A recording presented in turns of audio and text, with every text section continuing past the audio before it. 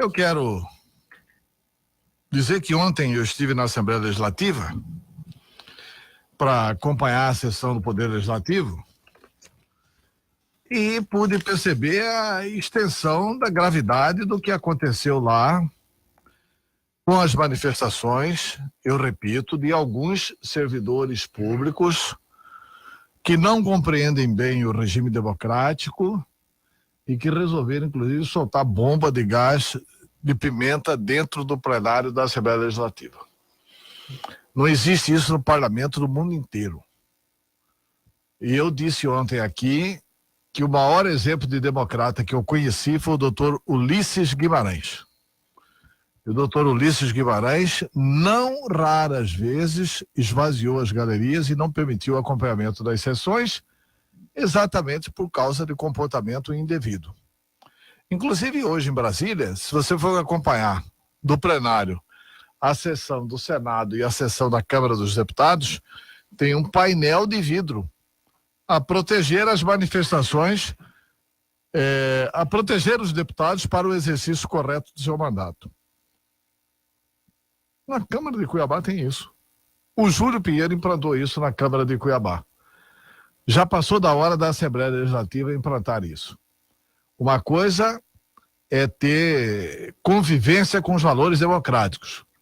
Outra coisa é ter convivência com bagunça, com anarquia, com agressões.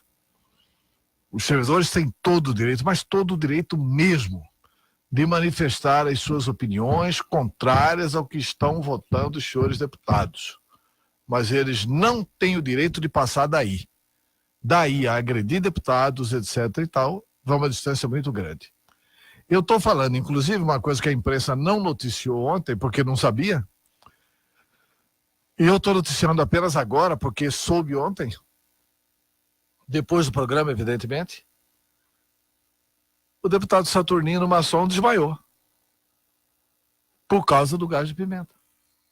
Ele teve problema de saúde, ele desmaiou. Quer dizer, essas coisas não podem acontecer. Não podem acontecer. A mesa diretora da Assembleia tem que reivindicar a segurança necessária para coibir isso. E, se for o caso, para coibir até a entrada dos populares. Faz o seguinte, quer acompanhar a sessão? Ótimo. Coloque no plenarinho ou coloque um painel lá fora e eles acompanham lá de fora. Porque se for nesse nível de agressão, não dá. E fui cercado ontem na Assembleia, quando fiz a visita, por um grupo da MTI. Ah, mas Antero e tal, você tem defendido na rádio e na televisão, você tem defendido claramente a extinção da MTI. Nós temos analistas de sistemas, temos isso, o nosso quadro é espetacular. E é mesmo. E eu tenho consciência disso. Os profissionais que trabalham no MTI são gabaritadíssimos. São analistas de sistemas, são pessoas que trabalham com essa tecnologia de ponta e tal. Só que eles não vigiaram a questão do interesse público, a ponto de ter salários de R$62 mil, R$52 mil, R$48 mil, bem acima do teto, o que é um absurdo. E como se trata de empresa e é contratação de CLT, não se aplica nestes casos a tese do teto salarial. Não se aplicando, tem no artigo 7º da Constituição, que eu ajudei a escrever, o princípio da irredutibilidade de salários. Os salários não podem ser reduzidos. Por isso, só tem uma solução: fechar a empresa. Por exemplo, você tem defendido a extinção da Empaer. Eu com dor no coração. Quem mais defendeu a Empaer fui eu no passado, na minha luta, na minha vida. Eu defendi a reforma agrária, eu defendi os assentados. Eu votei a favor da reforma agrária na Constituinte. A Empaer funcionou até o governo Dante. No governo Braulio Maggi não funcionou. No governo, portanto, 8 anos sem funcionar com Braulio. 4 anos sem funcionar com Silval, 12. 4 anos sem funcionar com Pedro Táxi, 16. Em 16 anos, você não encontra um só pequeno produtor que tenha sido atendido pela Empaer. Por que manter aqueles altos salários da Empaer? Faz-se a política de extensão rural na Secretaria dos Pequenos lá, da Secretaria de Agricultura e Assuntos Fundiários. Nessa secretaria você estabelece lá um órgão pequenininho para fazer a assistência técnica rural e para dar assistência aos assentados, àqueles que precisam de orientação técnica da Empaer. Portanto, a Empaer, que foi um gigante, o Jonas Pinheiro se elegeu pela Empaer, que foi um gigante na prestação de serviços no estado de Mato Grosso, hoje é uma empresa preparada para a extinção pelo governador Mauro Mendes. E aí, na minha opinião, os servidores têm um pouco de responsabilidade nisso. Não é que eles são culpados da má gerência dos governadores, não é isso. Esses servidores não vigiaram como deviam vigiar.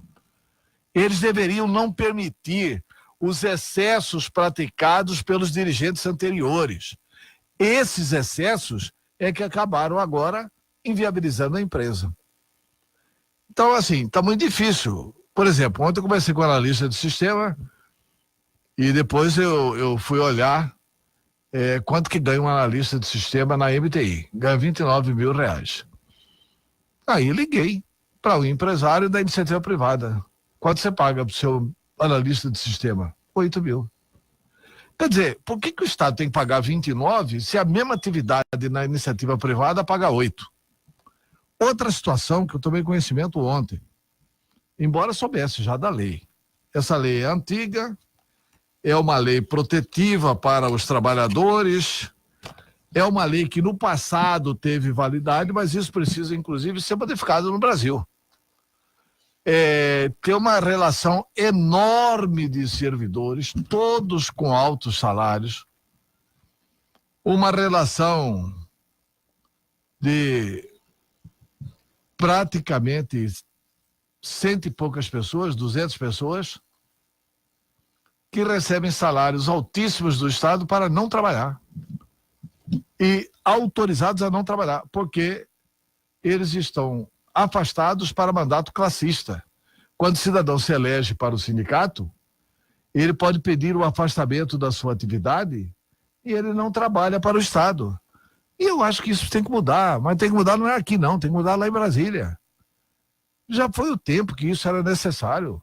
Hoje em dia o trabalhador se organiza fora do seu horário de trabalho. Então assim, por exemplo, o Oscar Lino aí, que é um dos grandes líderes da área da saúde, recebe R$16 mil por mês para não trabalhar. Tem aqui um outro, que é um dos grandes líderes sindicais aí, líderes de todas as manifestações, Edmundo Leite, recebe 20.247 para não trabalhar. É um negócio bacana. Mas não é culpa nem dos governadores anteriores e nem dos servidores. Isso está na legislação e eles são protegidos pela legislação classista. Tudo bem, todo apoio à liberdade sindical, mas não financiada com dinheiro público. É isso.